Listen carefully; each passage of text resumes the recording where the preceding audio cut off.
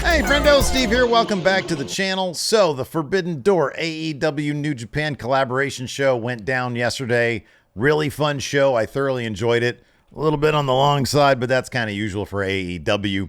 But of course, this is WrestleJuice. What we do here is take each of the matches and we assign a grade to each one, and we use the American public education system, the grading system there from A+ all the way to F. To grade these matches. And while we're doing it, I'd love for you guys to go down into the comments. Let me know what letter grade you would give to each of the matches from Forbidden Door. And while you're at it, do me a solid, hit that thumbs up, hit that subscribe button. Of course, if you don't like the video by the end of it, you could always take that thumbs up right back. Let's go ahead and dive into it first. As you can see right here, we've got MJF versus Hiroshi Tanahashi for the AEW World Championship. I gave this match a solid B. I thought it was entertaining enough. I thought the character stuff was really good. Tanahashi's still a lot of fun to watch in terms of his character stuff. It could be a little bit on the difficult side watching him run around these days, though, because it's obvious that his knees are kind of shot. MJF even kind of made fun of that a little bit, which I thought was actually kind of funny. But I love Ace. I love Hiroshi Tanahashi, and MJF was pretty entertaining in this match. But he always goes back to the same exact thing. A ref distraction, Dynamite Diamond Ring got him the win again this time. So, nothing overwhelmingly spectacular. Gave it a solid B. Thought it was a good match. Didn't think it was quite on the level of MJF versus Adam Cole from a couple weeks ago. But then few matches are. I thought that was a really, really good match. Let's go ahead and move on to the next match. We've got, here we go, CM Punk versus Kojima. This was part of the Owen Hart tournament. CM Punk had to deal for the first time since his return with a non-Chicago crowd. What did that mean? It meant a lot of boos. I know he was on Collision and he had to deal with it, but this was like 13,000 people all booing CM Punk, and he was having a blast with it. It was actually a really, really entertaining match to see CM Punk have to deal with that crowd. It looked like he was having a lot of fun doing it.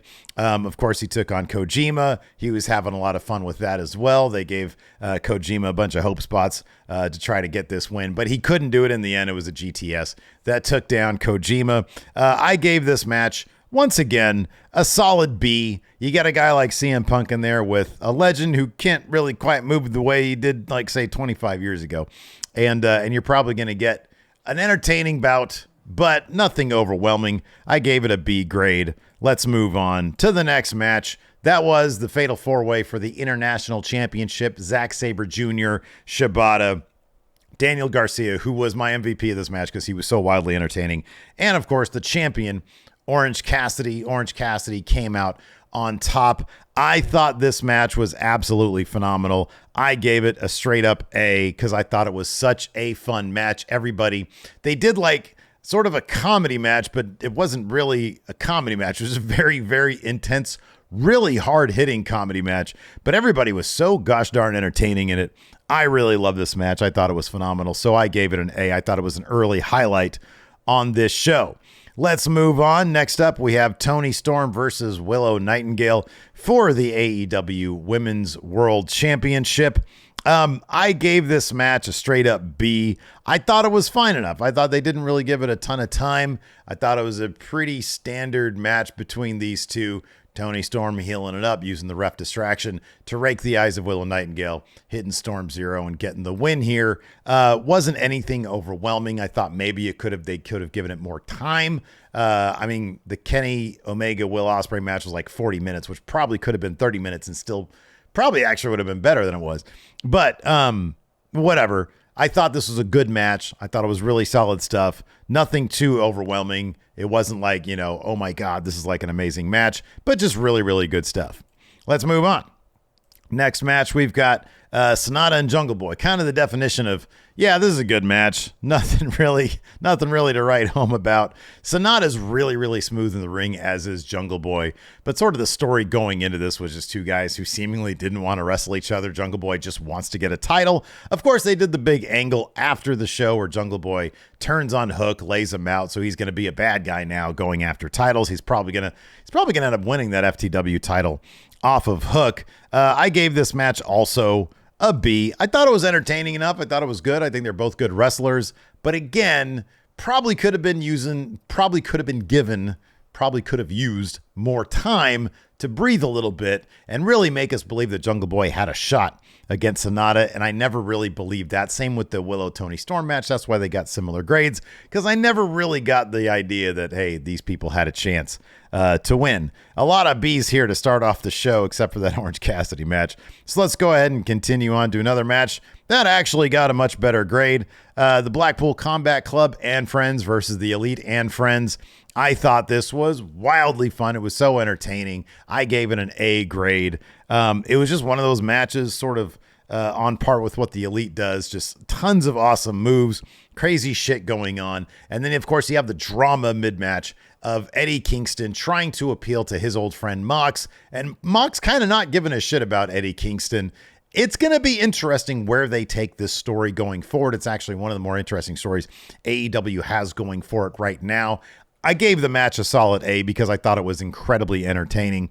And yeah, I thought it moved up. It moved some stories along, specifically Eddie Kingston and Mox. Let's move on to the next match. We should call this one Match of the Year, perhaps. Kenny Omega versus Will Ospreay. I can't say enough good things about this match. My only takeaway, my only nitpick on this match was that it could have shaved like the first 10 minutes off. They did the sort of getting to know you part at the beginning of the match where they're just sort of doing normal match stuff. But then it really kicks into high gear once like blood comes into it. At a certain point, Will Ospreay cuts open Kenny Omega with a screwdriver thanks to Don Callis. And then they're off to the races. Will Ospreay ended up bleeding an absolute ton. Like the last 20 minutes, the last half of this match was absolutely phenomenal. I'll have to rewatch this and stack it up against the Wrestle Kingdom match between these two, which at this point, up to this match, was my match of the year. At this point, I don't know. It might be this one. That Tiger Driver 91 towards the finish was insane. A lot of people are saying it was a botch. I don't know. I think that's just the way that move is pulled off. I'm not sure it's the smartest move in the world to do. I gave this one an A++.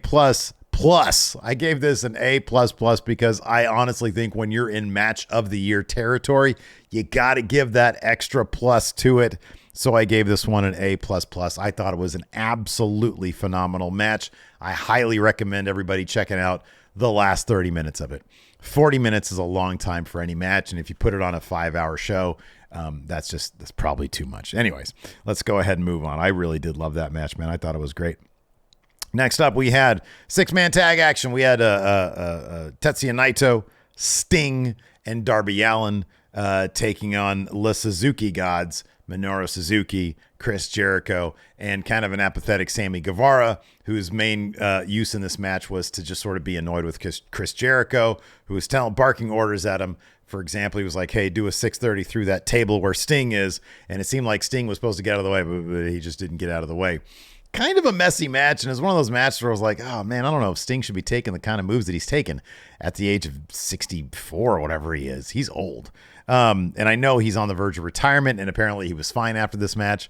But man, he probably felt that the next day. He probably felt it this morning. In any event, I really enjoyed this match. Otherwise, I thought it was a lot of fun. A couple spots in there had me kind of worried. But in any event, I gave it an A-. I thought it was actually a really fun match. I thought it was cool. A little bit of sloppiness, but it was awesome seeing Naito there with an AEW production behind him.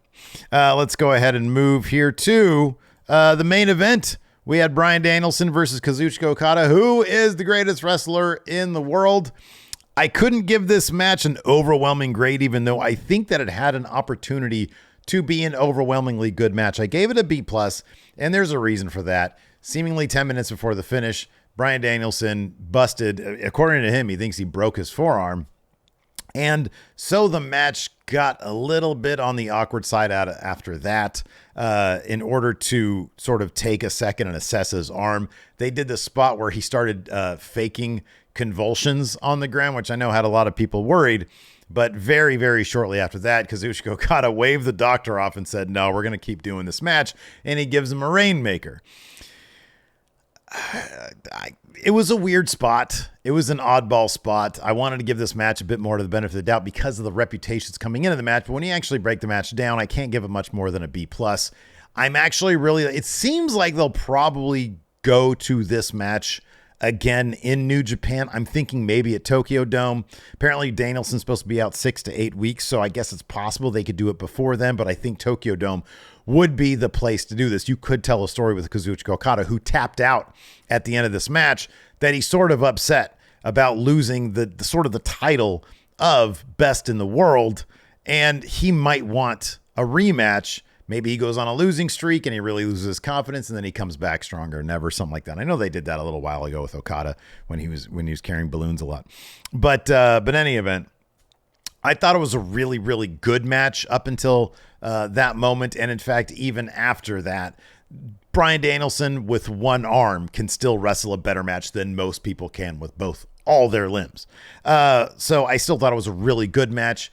Just sort of wonder what we would have had if it wasn't for him breaking his forearm mid-match. So anyways, I gave it a B+. Thought it was a really good match. And that's it. Like I said, let me know what you guys think in the comments below. I want to know your grades for all the matches there at Forbidden Door. As far as the entirety of the show, I didn't really do the math on the averaging out the grade, but it seems like they had a lot of B's and a lot of A's. So this is either probably like a B+ or an A- show if you're to take everything, averaged out. Anyways, that's going to do it. Check out this video over here. Thanks for hanging out. I appreciate it. And click on that video right there. We'll see you over there.